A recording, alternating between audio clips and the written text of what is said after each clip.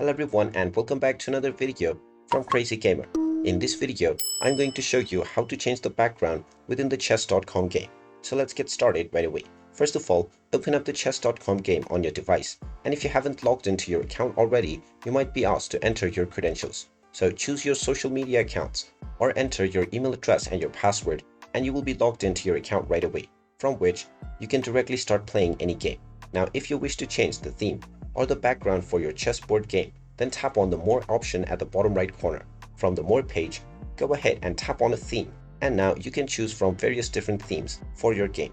You can scroll through the various available themes, and once you find a theme that you like, you can simply tap on it and then go back into the game, and the theme will be applied right away. You can come back to this menu at any time and also customize your theme by creating your own. And there you have it. That is how easy it is to change your background within the chess.com game. If you find this video helpful, make sure you hit that like button and subscribe to our channel if you haven't done so already.